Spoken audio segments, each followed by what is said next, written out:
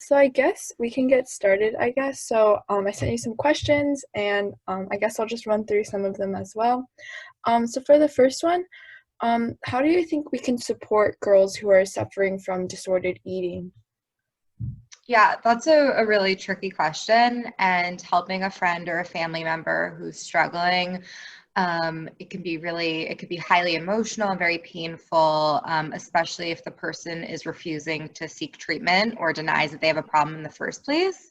So with NEDA, the first recommended step that we have is to just express your concerns to your friend or this young girl who's Mhm, struggling with honesty and respect. mhm, And, it's important to discuss your worries early on because mhm, the earlier a person seeks treatment, the better chances they have for full recovery. mhm. And so one of the ways to do that is you can address these concerns using I statements. So, Oh for yeah. example, like, I'm concerned about you because refuse to eat breakfast today, as opposed to those like you statements that would be like, you have to eat something, like you have a problem, like those are not effective. So, Sure. Yeah, I think if we kind of use the I, it's kind of more of like a way to just kind of communicate our concern rather than just like kind of like implementing like, oh, you have to do it, otherwise XYZ. Otherwise, I feel many times if we feel that our friends are concerned, we're much more likely to kind of engage in the activity they're talking about rather than mhm. feeling that we're forced to kind of do something like that. Right. And when you come at it with an I statement, they can't argue with the way you feel and what you're witnessing. They could still say, no, it's not a problem. But, you're saying, I am worried about my friend, not, Mhm. so you're taking the ownership Yeah. essentially.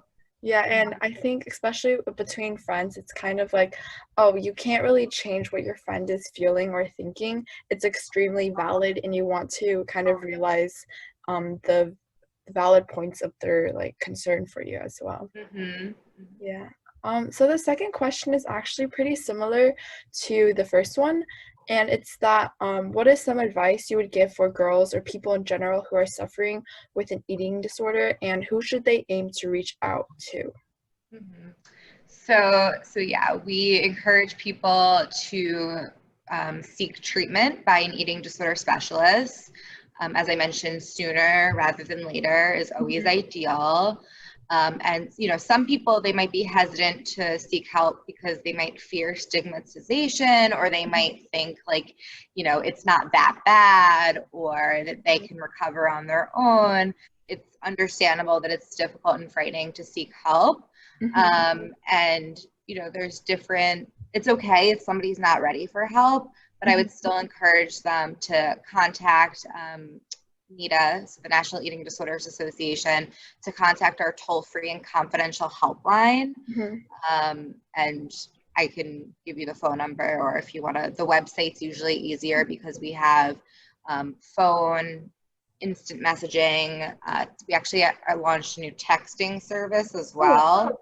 So there's different options, especially I think a lot of young people probably aren't as comfortable talking on the phone, but to mhm. send an IM or something that Mhm. they feel more comfortable with that. And just to get some more support and some basic information, if Mhm. they're ready for treatment options, that's something our helpline can provide. But also we have trained volunteers that can answer any questions they might have related to their eating issues and help maybe bring some more awareness Mhm. to the severity of it and help encourage them to want to at least consider seeking help if they're not ready to Mhm. seek help yet, but just think about it. Yeah.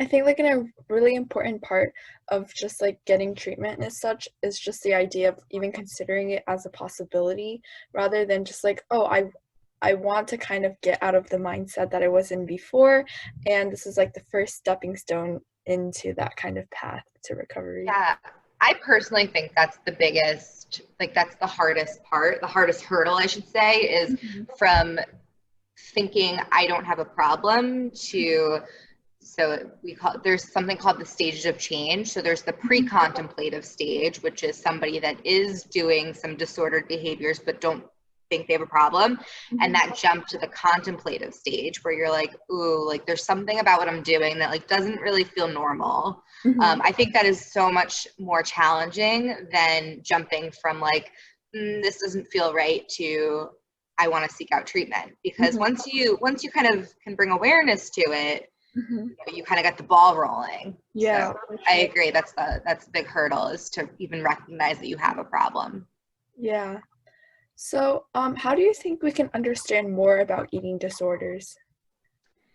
Yeah, there's many myths and misconceptions about eating disorders. So a common one is that people think eating disorders are a fad or a phase or a choice, and that's not true. Eating disorders are serious and complex illnesses that stem from biological, psychological, and social factors. Mhm. And they also don't discriminate. So yes, young girls do, of course, have eating disorders, but so do people of all ages, genders, ethnicities, cultures, abilities, even weights. You can't tell if somebody has an eating disorder based on their weight. Mhm. Um, and you can't even tell what eating disorder they have based on their weight either.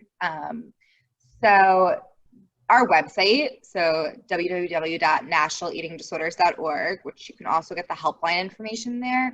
We have a Mhm. lot of really great information about different types of eating disorders, risk factors, symptoms, health consequences. There's information there if you want to know how to help someone, as we talked Mhm. about in the previous question, or if you're somebody that's struggling. We even have a section called "Where Do I Start?" that Mhm. tries to give them some suggestions for people who are struggling and want to explore taking that first step. Yeah, for sure. I think, yeah, exactly. It's like, I think oftentimes we just paint like a single image of who or what eating disorders can affect, but rather we need to kind of look at the broader perspective that it affects like nearly every single like type of person, I guess, or just like every single like different ideal. Like it's like a it doesn't discriminate essentially, and I think that's a really important fact that we need to realize as well. Yeah. So what do you think society can do to encourage like girls or young women to kind of speak up about their eating disorders or other really similar issues? Mm-hmm. Yeah, I do think that our culture has made some significant progress lately, but Mhm. mental health issues and eating disorders fall under that, have historically been very taboo and stigmatized, Mhm. and topics that usually aren't discussed publicly and freely. Mhm. And so I think one of the best and easiest things to do is to encourage girls to start talking about these things, normalizing conversations around mental health and eating Mhm. issues.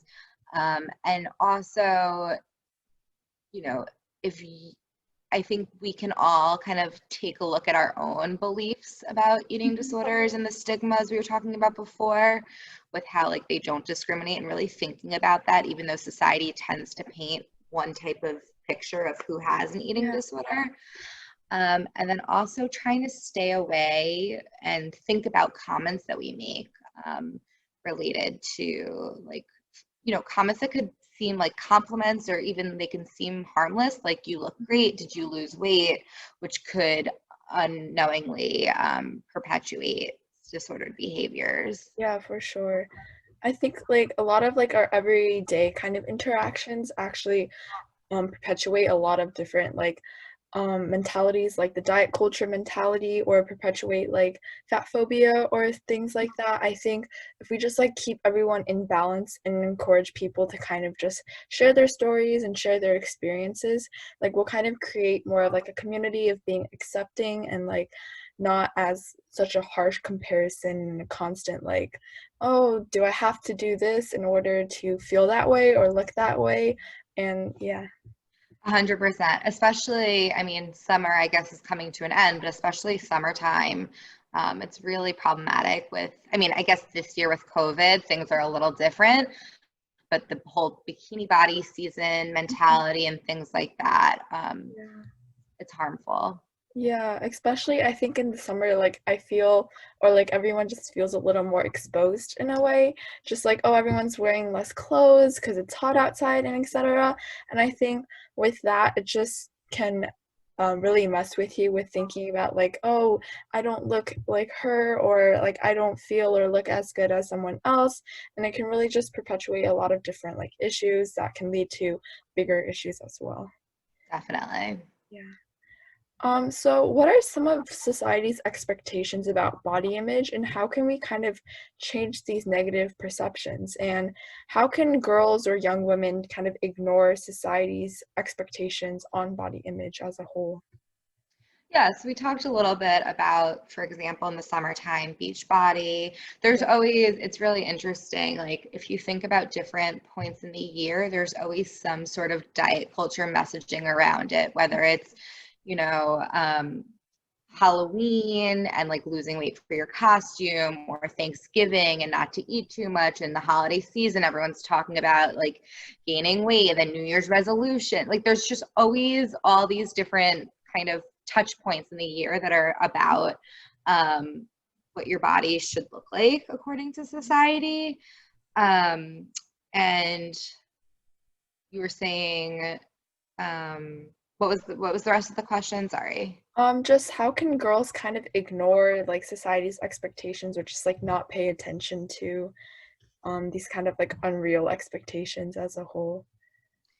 Yeah, I mean, it's hard. And I think some of what we were saying before is just kind of identifying Mhm. where this messaging is kind of BS, Mhm. and where like, and recognizing that like everybody is unique and everybody's body is like, you know, two people can eat the same and exercise the same amount and have very different body types. And, you Mhm. know, so I think in terms of like ignoring society's expectations, it's focusing on some of the other things that make us unique and great Mhm. that are not part of the exterior. So, you know, our talents and our accomplishments and things like that.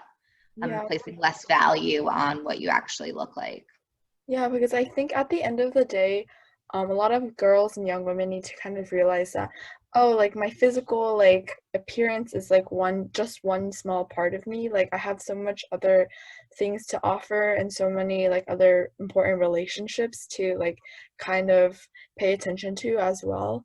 And I think Hmm. like kind of just stepping back and seeing that as like a bigger picture is like really helpful for sure. Yeah. Yeah. I think that kind of really leads to the next question about like what practices girls can implement to become more confident as well.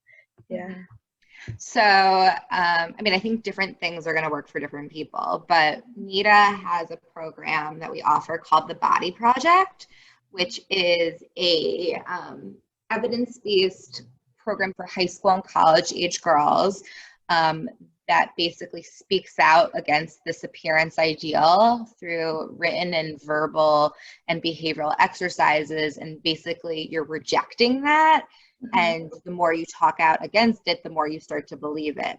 Mhm. So that's a whole big program, and you have to have adults that go through training, so facilitators and all of that. But there's exercises, and the program as its whole is what has been known to be effective.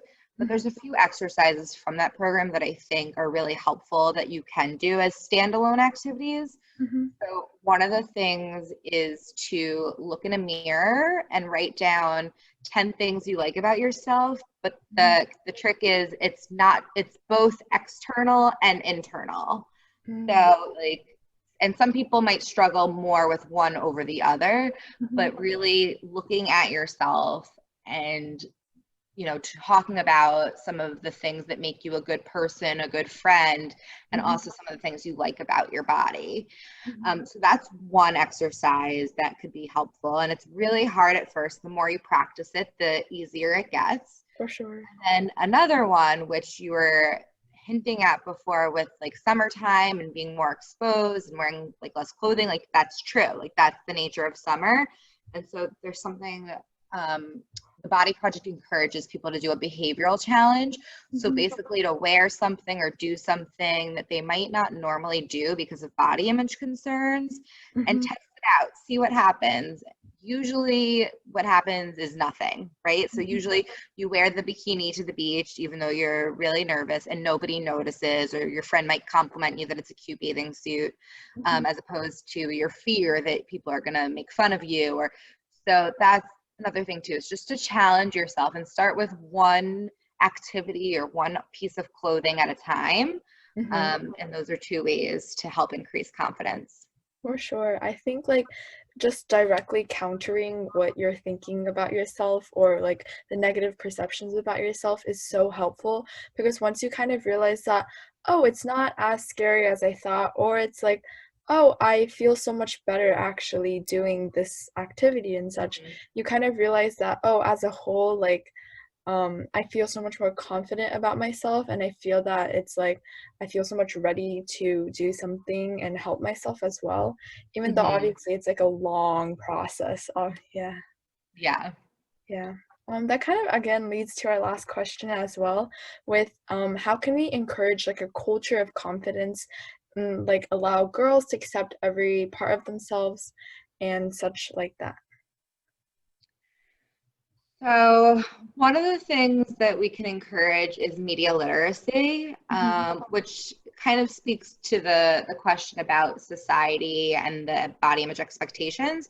mhm, So, really thinking about the images and messages that we hear and see, especially with social media, and there's all these filters and apps and all this stuff, like really thinking about, are these images photoshopped or airbrushed or something like that, and mhm, recognizing that like those are not like real bodies and real people.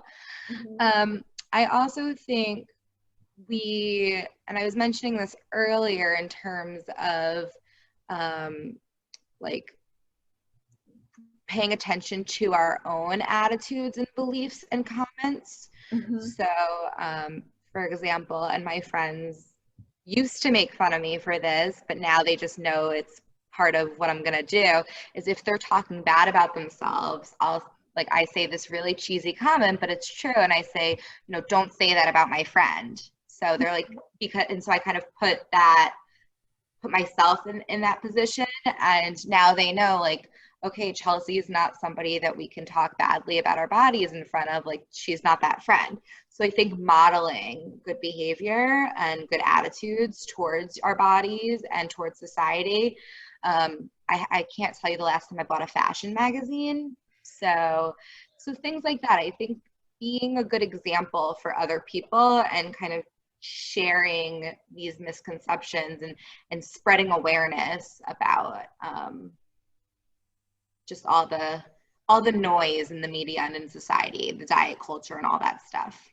For sure. I think like especially with like as more people use social media, especially even during like this pandemic time kind of situation, I think it's so easy to kind of just pay attention to every single piece of noise, as you said, that's going on and like sharing and reposting and etc. Just like realize that everything on the screen isn't necessarily what's there in real life. And yeah, there's so much more that we can offer to each other and kind of just improve on ourselves as well, for sure.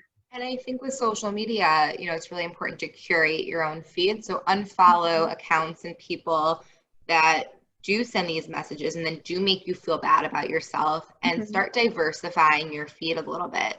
Start mhm, following accounts. You can follow NEDA's account. So we're at NEDA, and follow influencers, micro influencers, whoever that maybe are different shapes and sizes. They are different cultures and ethnicities than you. mhm, So I think that's a great way too, is seeing other people. Like, so social media always gets kind of a bad rep, but like there is some positives. So if mhm. you start to seek out content of people of all sizes, all everything, accepting and loving themselves, you start to realize like I can do that too. Yeah, So for sure. why not me?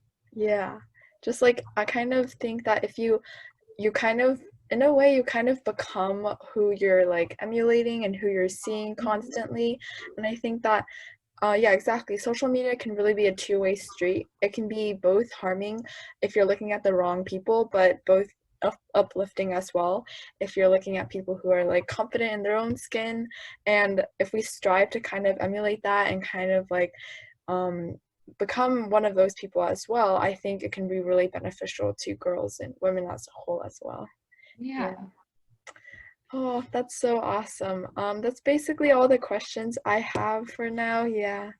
Um, Great. Well, thank you. I look forward to seeing, is you're gonna write up the interview? I'm actually probably going to post the recording of it online. Yeah, if that's okay. Oh, okay. Cool. Well, Yeah. hi everyone. Yeah. Okay, well, Yeah. great. Thank Thank you you. so much for agreeing to the interview and like answering all of our questions so helpfully. Yeah.